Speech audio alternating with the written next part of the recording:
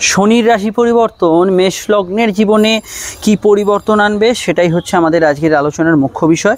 আপনারা যারা মেষ রাশির শ্রোতা এসছেন তাদের জন্য আমি রাশিফল ভিত্তিক যে আপনাদের 7:30 শুরু হচ্ছে তার ডিটেলে একটি ভিডিও আপডেট দিয়েছি। আপনার যদি না দেখা হয়ে থাকে ভিডিওটি অবশ্যই দেখে নেবেন। শনি আপনাদের হচ্ছে কর্মপতি তথা অবশ্যই কিন্তু এখানে একাদশপতি, মানে প্রাপ্তির অধিপতি। একদিকে কর্ম আর একদিকে প্রাপ্তিকে শনি কিন্তু নিয়ন্ত্রণ করছে। তো শনি এখানে আসছে আপনাদের দ্বাদশ ভাব। দ্বাদশ ভাব হচ্ছে ব্যয়, শয্যা সুখ, আমাদের বিদেশ যাত্রা, লং টার্ম ইনভেস্টমেন্ট, অবশ্যই এখানে মোক্ষের ঘর দ্বাদশ ভাবে শনির অবস্থান।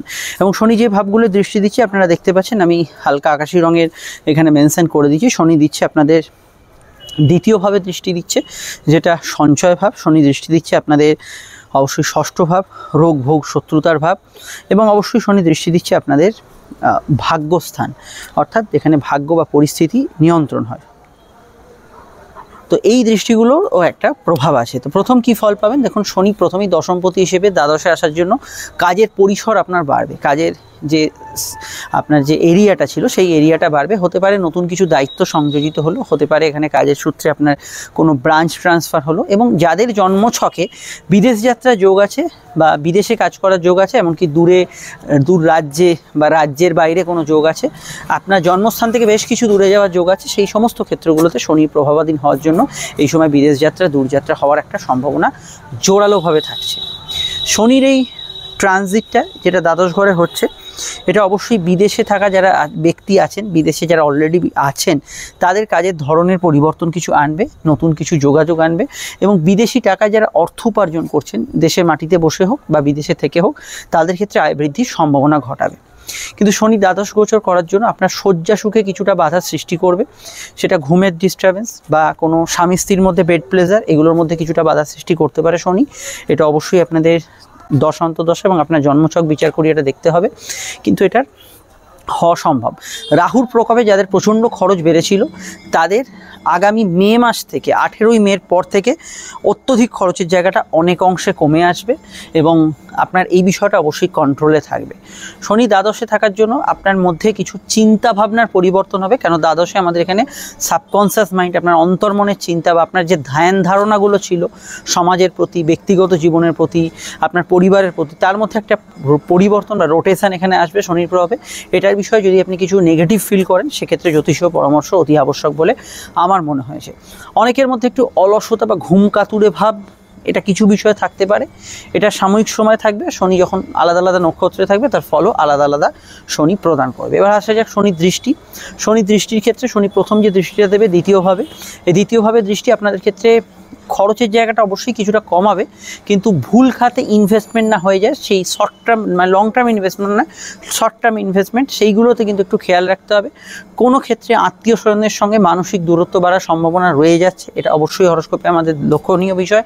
দাঁতমাড়ির ব্যথা বেদনা, ইএনটির ব্যথা বেদনাটা অবশ্যই বাড়তে পারে। কিন্তু ভালো দিক হচ্ছে শনি এতদিন আপনাদের লগ্নে তৃতীয় দৃষ্টি দিচ্ছিল একাদশ থেকে, যাদের মধ্যে কোনো নেতিবাচক চিন্তা বা অত্যধিক একটা আমি পারবো না, আমার দ্বারা হবে না, কোনো বিষয় ফিয়ার ফ্যাক্টর কাজ করছিল, সেটা অনেকটা দূরীভূত হবে। কিন্তু যে পয়েন্টগুলো বললাম একটু খেয়াল রাখতে হবে। দ্বিতীয়ভাবে শনি দৃষ্টির জায়গাটা আমি আরও বলতে পারি এখানে যে কোনো ক্ষেত্রে এই সময় লেখার ক্ষেত্রে, বিশেষত কোনো কম্পিটিটিভ এক্সাম বা কোনো চেক সাইন করছেন, সেদিকটা আপনাকে আরও স্থির চিত্তে দেখতে হবে।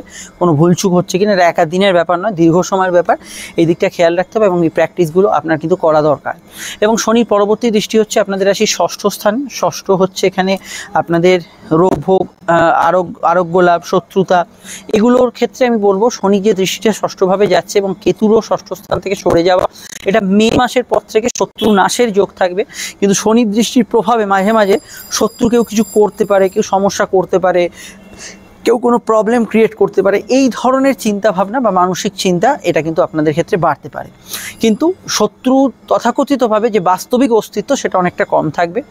রোগ মুক্তির ক্ষেত্রে আপনাকে কিন্তু বিদেশ যাত্রা, রোগ মুক্তির ক্ষেত্রে দূরযাত্রা এবং কোনো মেডিকেল ট্রিটমেন্টের পর আপনি আরোগ্য লাভ করলেন, যেটা হয়তো হসপিটালাইজেশনের পর হলো, এই জাতীয় বিষয়গুলো এই সময় কিন্তু বাড়ার সম্ভাবনা আছে। বা এটা ভালোর দিকেও নিতে পারেন যে দীর্ঘমেয়াদী রোগগুলো কোনো মেডিকেল ট্রিটমেন্ট, বাইরে কোনো গিয়ে চিকিৎসা করানো বা হসপিটালাইজেশনের পর ঠিক হয়ে গেল, এটার একটা সম্ভাবনা হরোস্কোপে বাড়ছে।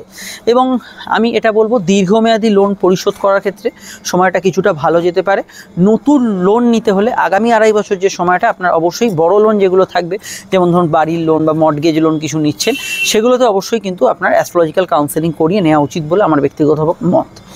এর পরের দৃষ্টি শনির ভাগ্যস্থানে থাকবে। এখানে টেকনিক্যাল এডুকেশন নিয়ে পড়াশোনা, তথা শনি দ্বাদশে কানেকশান দিয়েছে বিদেশে পড়াশোনা, এবং এখানে কোনো ধর্মচর্চা, আধ্যাত্মিক জ্ঞান চর্চা, গুরুর সান্নিধ্য এবং সবথেকে বড় কথা মোক্ষ লাভ, কোনো বিষয়ে আপনার আপলিফটমেন্ট হলো, এই দিকটায় আপনি কিন্তু দুর্দান্ত ভালো ফল এখানে কিন্তু পাবেন।